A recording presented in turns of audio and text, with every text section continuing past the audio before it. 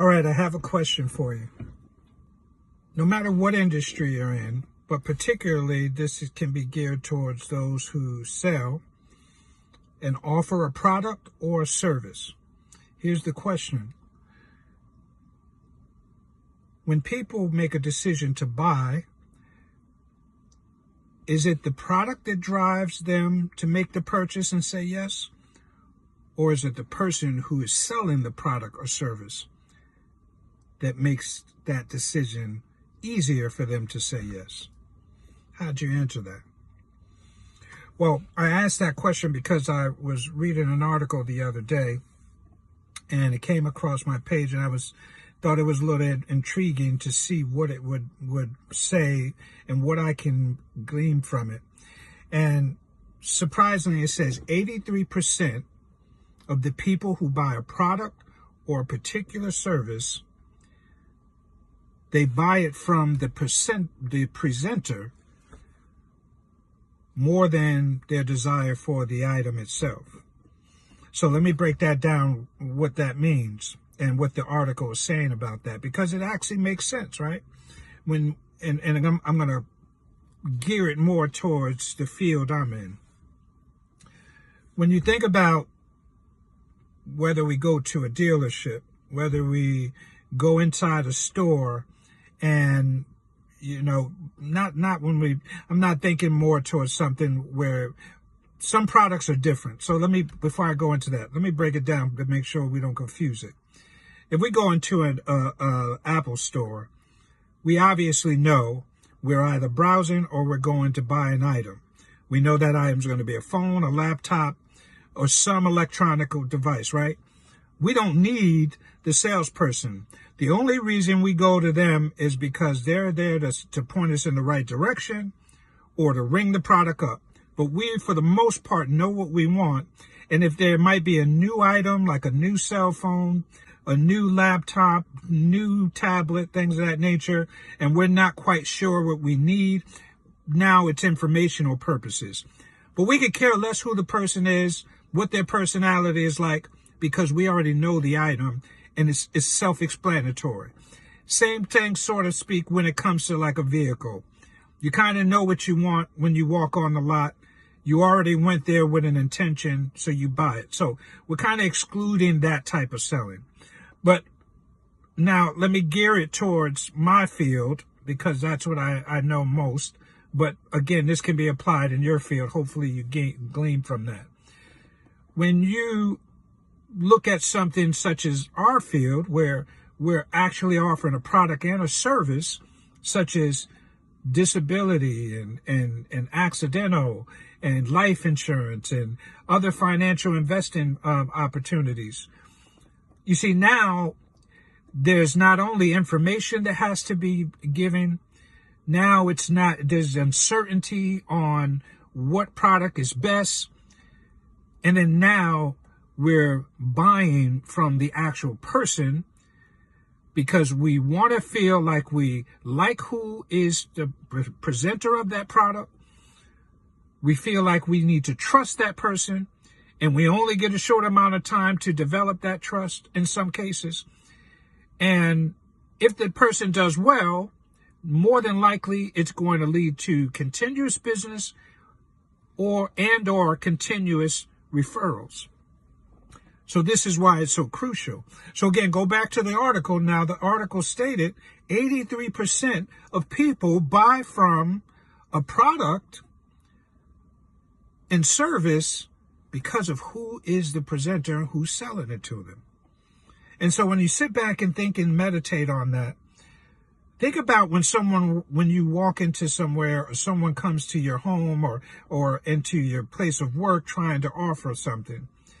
And if they're sloppily dressed, if it's a male, he's not cleanly shaved.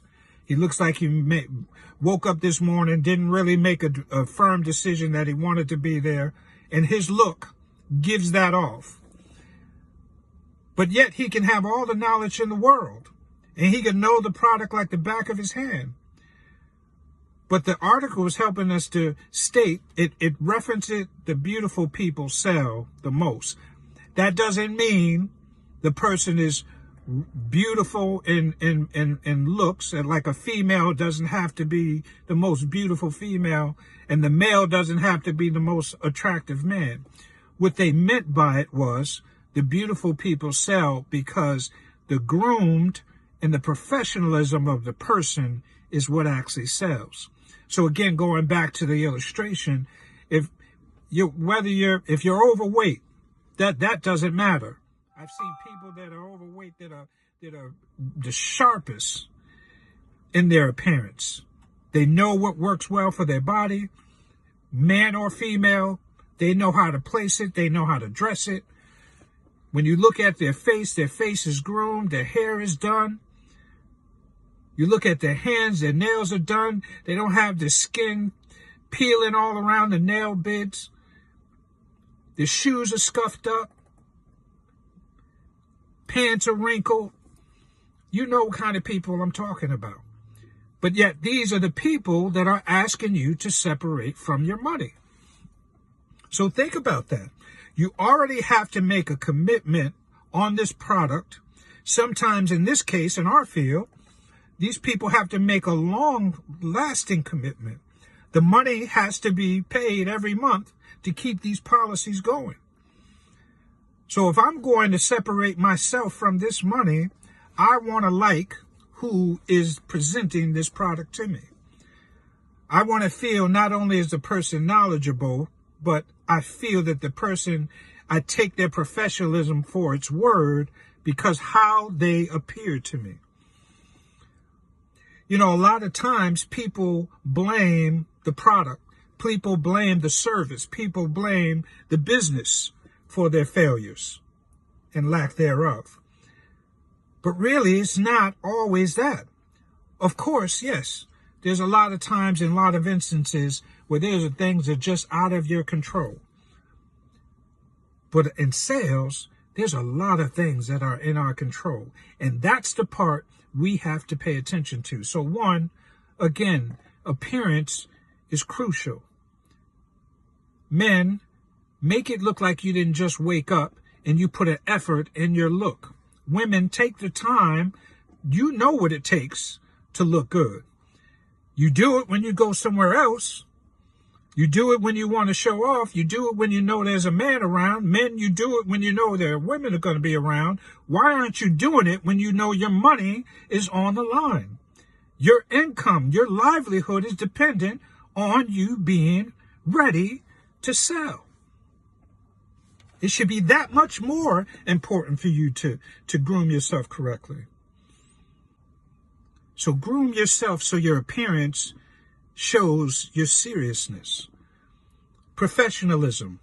You know, I call this thing where you have an on and off switch, where some people can't separate how they speak and talk or act, their behavior when they're around their family and friends, and then they get out into the business in the workplace and they still act the same way. You see, they don't know how to turn that switch on and off. They just have one way. When that light is on, it's on. And you see, that has to do with professionalism. Whatever your demeanor, whatever that is, if it's not your normal around the people that know you most, you need to switch that up when you get in front of people.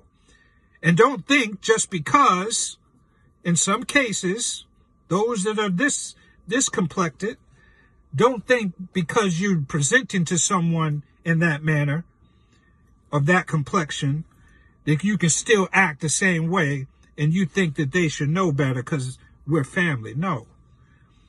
I don't care what color you are.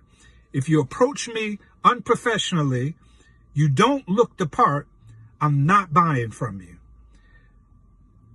So you hold yourself to a standard, you need to present yourself in that same standard. And if you don't have that standard, well, see, that's in your control. It's no one else's fault. You need to dress and groom yourself appropriately. You need to have the proper grammar necessary to sell. You need to display professionalism and all that it encompasses when you're asking someone to buy from me, to separate your money from yourself and buy this product or service. Again, the beautiful people sell. I hope that was a helpful tip for you. As always, I'm going to always bring it to you, and I'm going to give it to you exactly how I see it. And it may be a little raw, but it's the truth. Until next time.